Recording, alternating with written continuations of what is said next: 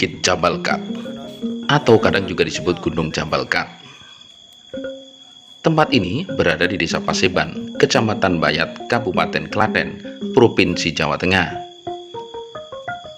Tempat ini berada di ketinggian kurang lebih 860 meter di atas permukaan laut. Di atas bukit yang tinggi menjulang ini ada sebuah makam yang dikeramatkan, atau tempatnya komplek makam yang dikeramatkan, yakni makam Sunan Tembayat. Sunan Tembayat adalah salah satu wali atau sunan di masa awal penyebaran agama Islam di Pulau Jawa. Pada awalnya, beliau adalah seorang adipati di Semarang, yang mana kemudian setelah mendapat pencerahan dari Kanjeng Sunan Kalijogo, sekaligus kemudian ngangsu kawruh menjadi murid atau santri dari Kanjeng Sunan Kalijogo, sang adipati Semarang tersebut kemudian meninggalkan segala kemewahan dan kekuasaan di kota Semarang untuk menuju ke daerah pegunungan bagian selatan dengan tujuan mensiarkan agama Islam. Dalam perjalanan mengembar ke selatan tersebut, rombongan Ki Ageng Pandanarang atau Sunan Tembayat dicegat oleh 3 orang penyamun. Salah seorang penyamun dikutuk menjadi manusia berkepala domba, yang mana setelah bertobat ia kemudian dibebaskan dari kutukan dan menjadi pengikut setia dari Ki Ageng Pandanarang. Peristiwa ini terjadi di daerah yang kemudian disebut Salatiga sekarang, berdasar pada kata salah tiga, artinya 3 orang yang bersalah. Setelah sampai dan menetap di Bayat, Klaten sekarang, Ki Ageng Pandanarang lebih dikenal dengan sebutan Sunan Bayat atau Sunan Tembayat. Seperti di muka kami sampaikan, Adipati Pandanarang atau Ki Ageng Pandanarang nyantri atau nyantri pada Kanjeng Sunan Kalijogo. Dengan demikian, masa hidup Sunan Tembayat semasa dengan Sunan Kalijogo.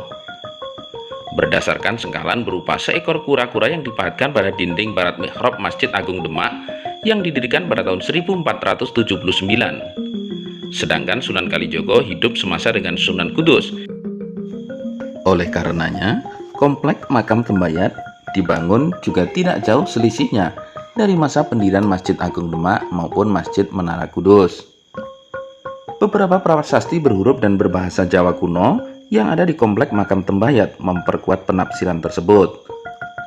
Prasasti yang dipahatkan di Gapura Segoro Muncar, yaitu gapura pertama yang ada di kaki bukit, berbunyi Murti Sariro Jlegeng Ratu, yang bernilai tahun 1448 Saka atau 1526 Masehi. Sedangkan prasasti yang ada di Gapura Panemut bertuliskan Wisaya Hanata Wisieng Ratu, yang bernilai tahun 1555 Saka.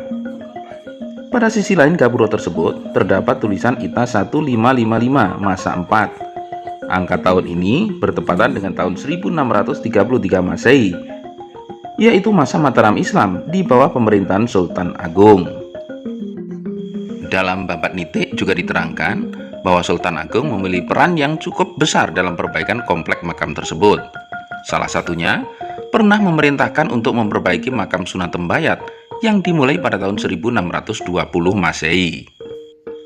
Komplek makam Tembayat terbagi atas 6 halaman, yang masing-masing dipisahkan oleh tembok keliling dan pintu masuk.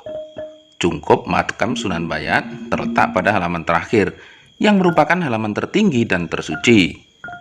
Bagian-bagian yang dianggap kuno dari komplek makam ini berturut-turut dari kaki sampai puncak bukit Jabal Kap adalah: yang pertama, Gapura Segoro Muncar yang berbentuk candi bentar. Kedua, Gapura Dudo berbentuk candi bentar juga.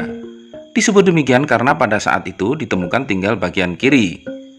Gapura ini dibukar pada tahun 1978. 3. Gapura Pangrantunan berbentuk padu raksa tanpa pintu.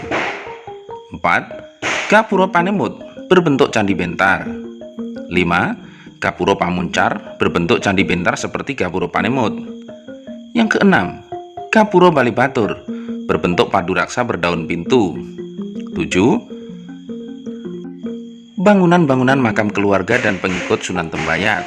8. 2 patasan bernama Kiai Nogo. 9. Bangunan cungkup dan makam Sunan Tembayat sendiri. Komplek makam Sunan Tembayat ini hampir tidak pernah sepi dari kunjungan para peziarah. Tiap hari, Ratusan, bahkan ribuan pengunjung datang dari berbagai pelosok penjuru tanah air untuk berziarah ke makam aulia dan wali ini. Ini tidaklah mengherankan, karena Sunan Tembayat memang pada masa itu termasuk anggota Wali Songo penutup.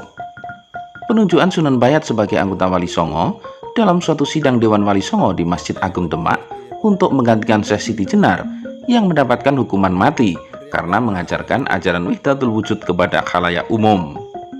Usulan tersebut datang dari Sunan Kalijogo yang kemudian disetujui oleh para anggota Dewan Wali Songo. Kebesaran Sunan Tembayat sebagai waliullah yang keramat juga dapat ditemukan dalam buku Awal Kebangkitan Mataram, karya Haji de Graaf.